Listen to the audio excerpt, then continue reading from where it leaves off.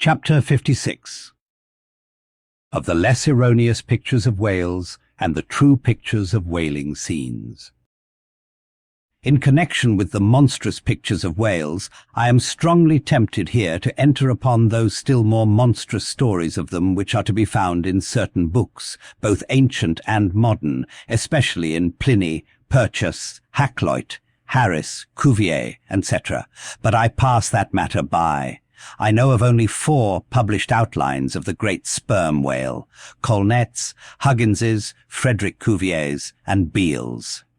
In the previous chapter, Colnett and Cuvier have been referred to. Huggins's is far better than theirs, but by great odds, Beale's is the best. All Beale's drawings of this whale are good, excepting the middle figure in the picture of 3 whales in various attitudes capping his second chapter. His frontispiece, boats attacking sperm whales, though no doubt calculated to excite the civil scepticism of some parlour men, is admirably correct and lifelike in its general effect. Some of the sperm whale drawings in J. Ross Brown are pretty correct in contour, but they are wretchedly engraved. That is not his fault, though. Of the right whale, the best outline pictures are in Scoresby, but they are drawn on too small a scale to convey a desirable impression. He has but one picture of whaling scenes, and this is a sad deficiency, because it is by such pictures only, when at all well done, that you can derive anything like a truthful idea of the living whale as seen by his living hunters. But, taken for all in all, by far the finest, though in some details not the most correct, presentations of whales and whaling scenes to be anywhere found are 2 large French engravings, well executed and taken from paintings by one Garnery. Respectively, they represent attacks on the sperm and right whale. In the first engraving, a noble sperm whale is depicted in full majesty of might, just risen beneath the boat from the profundities of the ocean, and bearing high in the air upon his back the terrific wreck of the stoven planks. The prow of the boat is partially unbroken, and is drawn just balancing upon the monster's spine. And standing in that prow, for that one single incomputable flash of time, you behold an oarsman, half shrouded by the incensed boiling spout of the whale, and in the act of leaping as if from a precipice. The action of the whole thing is wonderfully good and true.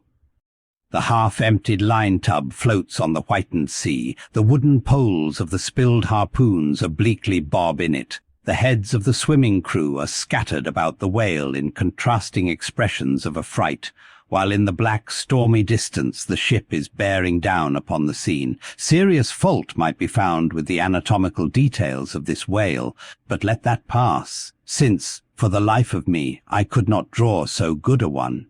In the second engraving, the boat is in the act of drawing alongside the barnacled flank of a large, running right whale, that rolls his black, weedy bulk in the sea like some mossy rock slide from the Patagonian cliffs. His jets are erect, full, and black like soot, so that from so abounding a smoke in the chimney, you would think there must be a brave supper cooking in the great bowels below. Sea-fowls are pecking at the small crabs, shellfish, and other sea candies and macaroni, which the right whale sometimes carries on his pestilent back.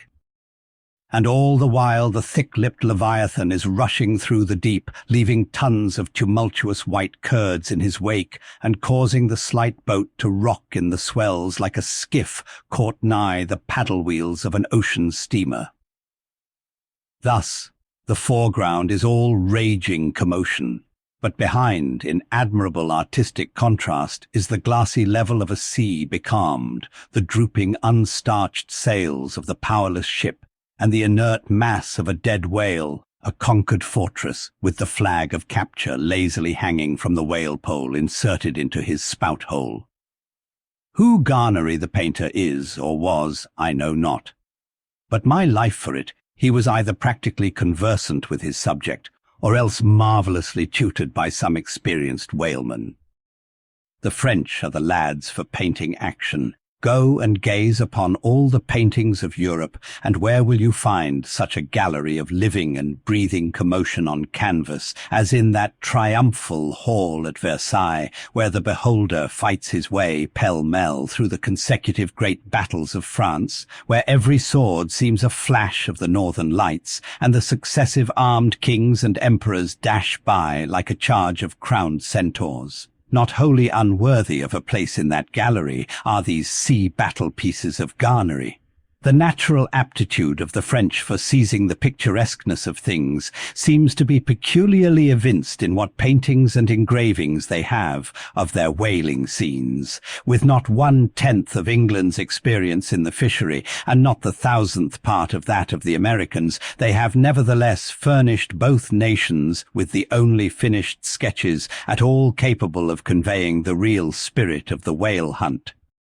For the most part, the English and American whale draftsmen seem entirely content with presenting the mechanical outline of things, such as the vacant profile of the whale, which, so far as picturesqueness of effect is concerned, is about tantamount to sketching the profile of a pyramid.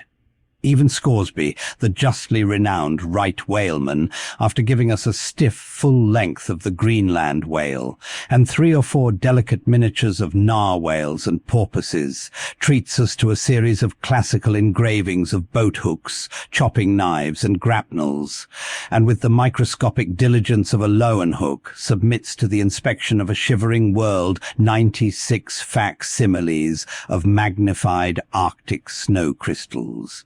I mean no disparagement to the excellent voyager. I honour him for a veteran. But in so important a matter it was certainly an oversight not to have procured for every crystal a sworn affidavit taken before a Greenland justice of the peace. In addition to those fine engravings from Garnery, there are 2 other French engravings worthy of note by someone who subscribes himself H. Durand. One of them, though not precisely adapted to our present purpose, nevertheless deserves mention on other accounts. It is a quiet noon scene among the isles of the Pacific. A French whaler anchored inshore in a calm and lazily taking water on board. The loosened sails of the ship and the long leaves of the palms in the background, both drooping together in the breezeless air. The effect is very fine when considered with reference to its presenting the hardy fishermen under one of their few aspects of oriental repose. The other engraving is quite a different affair. The ship hove to upon the open sea and in the very heart of the leviathanic life, with a right whale alongside. The vessel, in the act of cutting in, hove over to the monster as if to a quay, and a boat, hurriedly pushing off from this scene of activity, is about giving chase to whales in the distance. The harpoons and lances lie levelled for use. 3 oarsmen are just setting the mast in its hole, while from a sudden roll of the sea, the little craft stands half erect out of the water, like a rearing horse.